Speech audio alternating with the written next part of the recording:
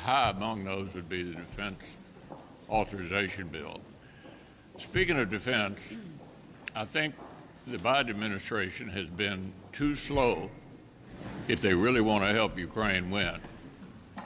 Finally, belatedly, they did something yesterday that the Speaker and I suggested they do 6 months ago, which is let them use the ATACMS in the way that they think best helps them win the war.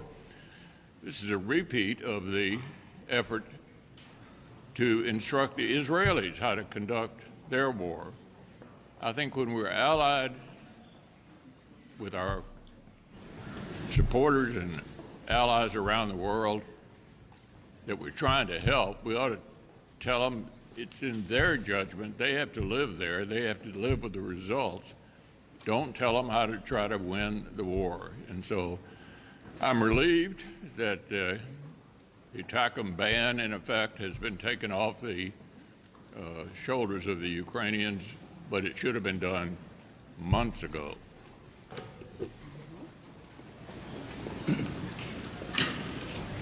Well, it's been over 13 months now since Hamas terrorists waged war against Israel, and for the past year plus, Democrats have struggled to support our ally Israel and has literally fractured the Democrat Party.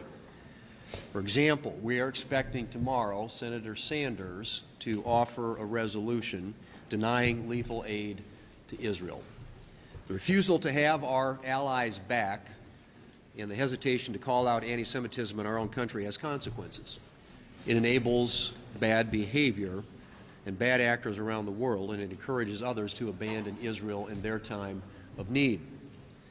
Now you have the International Criminal Court, or the ICC, and its prosecutor pursuing warrants against Israeli officials. That is outrageous, and it is unlawful. The ICC rogue actions are a threat to our ally Israel, and left unchecked, it could pose a threat to America in the future. I am calling on Leader Schumer to bring a bill to the floor sanctioning the ICC, which the House has already passed on a bipartisan basis. And if he refuses to act, our Senate Republican majority next year will. We will stand with Israel and make this and other supportive legislation a top priority in the next Congress. So to our allies in Israel and to the Jewish people around the world, my message to you is this: reinforcements are on the way. Senate Republicans reclaim the majority in 6 weeks, and when we do, we will make clear that the United States Congress stands squarely in Israel's corner, and we will help the Trump-Vance administration defend Israel and promote peace in the region. Americans have overwhelmingly voted to get America back on track, and Republicans are ready to act. President Trump can act right away after his inauguration to secure the border. He can act right away to remove the handcuffs from American energy production and kick our economy into high gear. And the Senate is ready to act on nominations. President Trump has made a number of bold nominations, and he's done it at a rapid pace. It should surprise no one that these individuals are fighters who are ready to get the country back on track. Each one deserves a hearing, a fair process, and a timely vote. The United States Senate will hold hearings once we get into office on January the 3rd, and then we will hold votes on each of these nominees starting the day that President Trump is inaugurated. And I just wanted to remind people in terms of the voting schedule on that, what the Democrats said just weeks before Joe Biden took office. This is Chuck Schumer, the end of 2020. He said that votes on Inauguration Day, he said, is traditional for a new president. Well, Republicans plan to plow ahead. That's what we're going to do because there's a lot of work to be done. We've got to get prices down. We've got to get the border secure. We need to unleash American energy and regain American strength in the world. The American people are ready for us to act, and Republicans are ready to act as well. Well, hello, everyone. This last weekend, I completed my 10th annual River to River tour in Iowa, and I have heard from Iowans in all of my 99 counties. And you know what? Iowans have spoken loud and clear. And I don't care what the gold standard poll in Iowa said. Iowans are tired of out-of-control spending. They are tired of our open southern border, and they are tired of seeing our world in chaos. And so we have an opportunity to change now. Again, because not only Iowa, but the rest of the United States spoke. We have the White House. We have Republican majority in the House, and we have a Senate Republican majority in January of 2025. So what can our folks expect? Well, we can expect that Republicans will deliver on their promises, just as Iowans want to see. So, number one, we are going to make sure that we calm the world down and that we bring peace and stability all around the globe. We're going to stop this outrageous spending. We're going to start to cut through the bureaucratic red tape out there, and we are going to implement President Trump's agenda. And the world will be good again. Thank you. Good afternoon, everybody. I'm a bit frustrated. I usually am the eternal optimist to everything, but after last night's voting extravaganza, I wondered, what are we doing? We have a national defense authorization that will set the priorities for our military and our foreign policy, still sitting there on the shelf after it's passed out of committee months ago, and yet Leader Schumer chooses not to go to that very important piece of legislation. We also have 12 appropriations bills that that are going to expire on December the 20th, one of which I have is on labor, health, and education, sitting on the shelf after our leaders on the Appropriations Committee passed these bills out.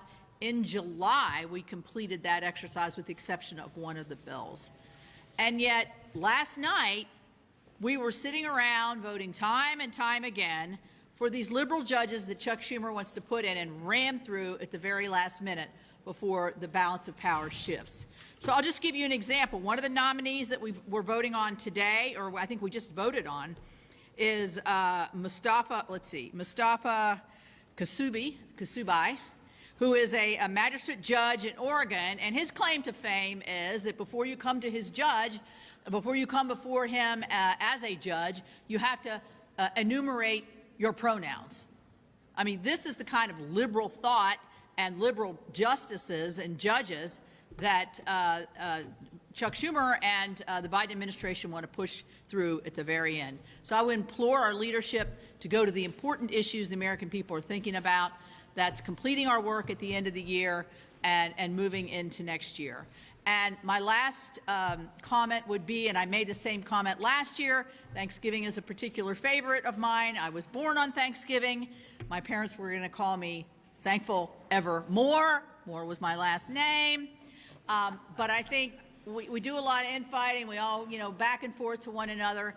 But I think at the bottom line, we have so much to be grateful about and for, not just living in this great country, certainly for us serving, but our families and our loved ones. So I wish all of you a very, very happy Thanksgiving.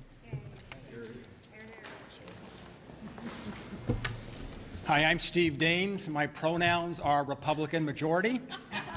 I have a simple message for Chuck Schumer and for Bob Casey. It's over. Dave McCormick is the next U.S. Senator from Pennsylvania.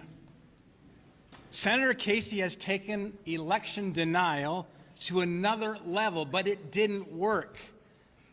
Despite losing by nearly 20,000 votes, despite the fact the AP and Decision Desk have called the race for Dave McCormick, Senator Casey is refusing to concede. And in the end, he not only denied the legitimate results of this election, he advocated for lawlessness to overturn it.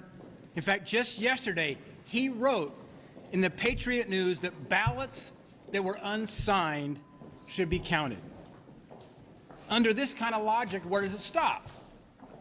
Even a commissioner in Bucks County went so far as to say, and I quote, "People violate laws anytime they want. So for me, if I violate this law, it's because I want a court to pay attention." This is a dangerous precedent. Unfortunately, the left-wing Pennsylvania Supreme Court put an end to this nonsense yesterday. Senator Casey and his Democrat allies, on the other hand, hurt the public's trust in our institutions with their lawless election denial gambit. Any Democrat who went along with them or refused to speak out is complicit. Dave McCormick is the 53rd Republican U.S. Senator. Senator Casey should concede immediately.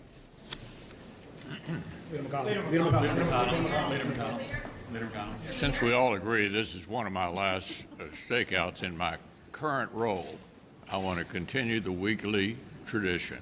Manu. Thank you. Thank you, and this question is for you and Senator Thune. Given how important the Attorney General nomination is, shouldn't senators have access to all the information, including everything the House Ethics Committee found in its investigation into him? Look, the Constitution gives us a role in personnel called advice and consent. My view is that's exactly what will unfold here when these nominees are actually sent forward, and we'll treat them like we've treated all others with a proper vetting. Senator Thune, should you say? You were quoted over the weekend as saying there would be no recess appointments. Can you clarify what you said and what you meant? Well, we'll see. I haven't addressed that issue. In any capacity? No, there have been all kinds of rumors floating around, but I haven't addressed that issue. We'll just see how this unfolds. We've got 6 weeks here, or actually 2 months. Would you oppose any efforts to do recess appointments? As a practical matter, do you think President Trump could actually force the Senate to take a recess? And what do you think about the idea of appointing some of these high-level cabinet positions during a recess and circumventing the Senate's advice and consent role? Well, if you're asking basically the same question I just got, my answer remains, we'll see what happens between now and the new administration. And at that point, nominations can actually be sent forward. And we'll figure out how to handle them then. And I'm confident that we'll engage the same kind of vetting process that we have historically done under both parties for these nominees. Mr. Leader. Burgess. Do you want a year-end omnibus spending bill, or would you prefer, at this point, a continuing resolution? I'm sorry? Do you want an omnibus spending bill at the end of the year? That's yet to be determined as well. And there are pros and cons both ways. We'll just see how it plays out. Leader McConnell.